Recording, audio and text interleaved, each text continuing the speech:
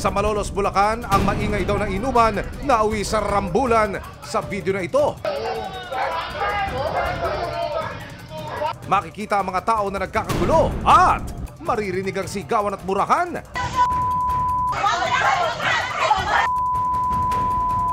Isang babaeng nakabulagta sa sakit ang aakalaing tutulungan ng isang lalaki, pero imbes na ibangon, muli niya itong ibinagsak sa semento. Aray ko po! Ang mga resibo ng babae na nasa video, black eye, bukol at mga pasa. Maging ang kanyang kinakasama at mga menor de edad na anak nasangkot sa gulo. Sino ang kapitbahay na kanilang nakairingan? Nakarating sa resibo ang reklamo ng anak ng babaeng biktima sa video na si Nora Cleofe, 46 na taong gulang. Sinugo daw sila at ginawang punching bag ng kapitbahay sa gitna ng kanilang kasiyahan sa loob ng bahay. Nakuna ng video ang sumunod na mga tagpo. Makikita si Nora na nakahandusay sa sakit habang may umaawat sa kanyang anak na babae sa gilid. Maya-maya pa, aakalaing tutulungan ng isang lalaki si Nora, pero ilang saglit pa, binagsak niya pabalik sa sementadong daan si Nora. Wild! Ano ho ba nangyari nung gabi na yun? Umiinom po kami kami mag-asawa po kasi may bisita po kami. Kumpare ko po yun. Ngayon po, nung medyo umuwi na po yung kumpare ko. Di kami na lang po mag-asawa umiinom. Maya-maya po may sumugod po sa amin. Minura po yung anak ko.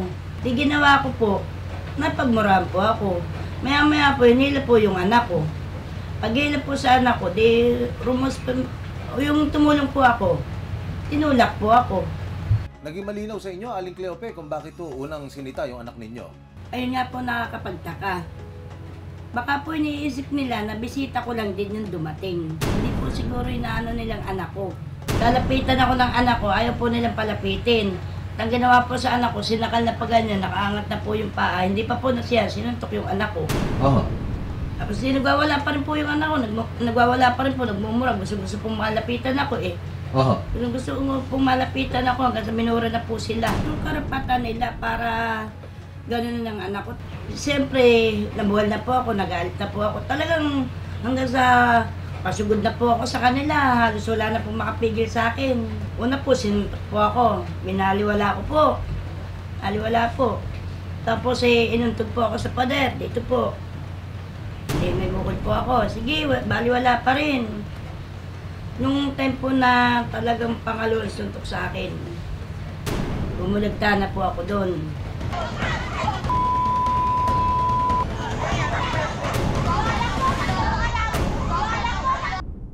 Ang kanyang kinakasama to the rescue sana, napurukan din.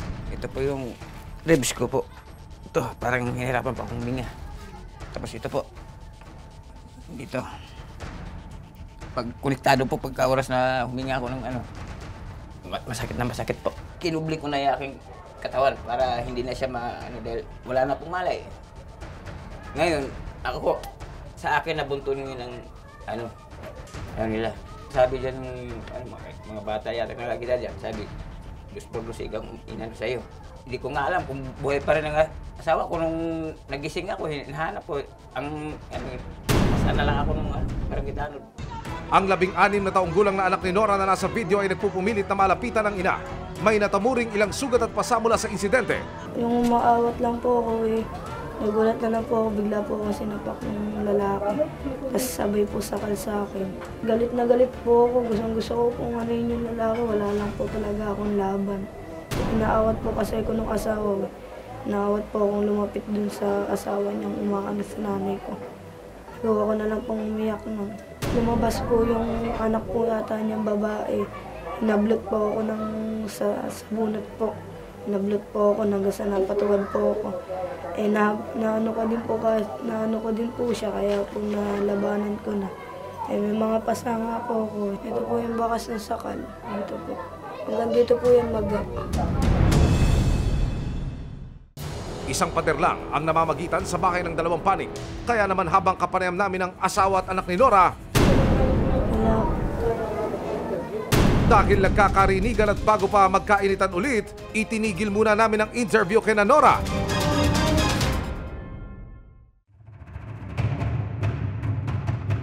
Pader lang ang pagitan ng tinitirhang bahay ni Nora at dalawang lalaking sangkot sa gulo, ang magpinsang buo na sina Darwin at Alvin Gonzales.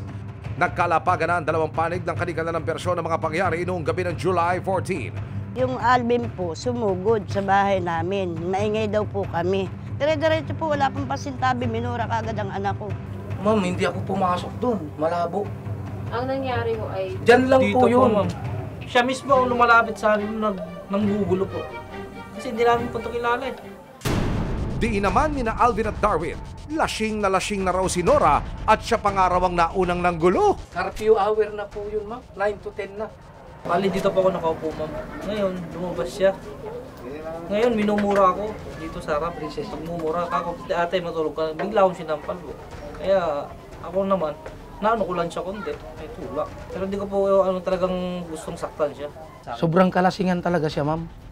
Sa totoo lang.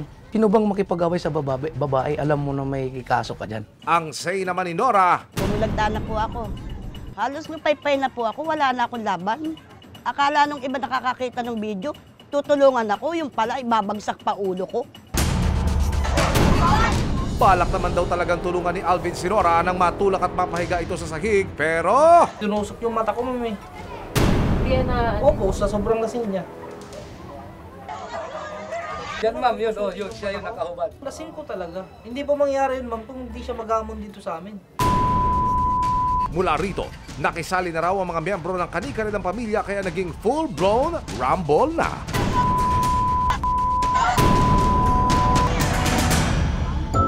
Ano nga ba ang say ng kanilang punong barangay? Yung lugar na yon dati isa sa pinakatahimik na lugar dito sa amin lugar. Ngayon yung mga tao mismo ang nagsasabi na sa akin na, Kapitan, dumating lang sila dito sa lugar na yon, gumulo na yung lugar namin. Madalas may away, may bidyoke, sigawan. Sino ang tinutukoy? Parehong partido? Bali, ma'am, pareho. Sinubukan daw ng kapitan ay pag-ayos ang dalawang magkapitbahay pero desidido raw si Nora na sa pulis na magsampa ng kaso. Tumawag sa atin ng isang concerned citizen. Meron nga daw na nagkakagulo. Kaya nung sinabing doon, hindi na ako nagulat. Pero siyempre dahil dala ng tungkulin, tumawag ako nung kagawad, dala niya yung mga barangay tanod namin. Pagdating naman sa outpost, ang gusto nila sa pulis magharap.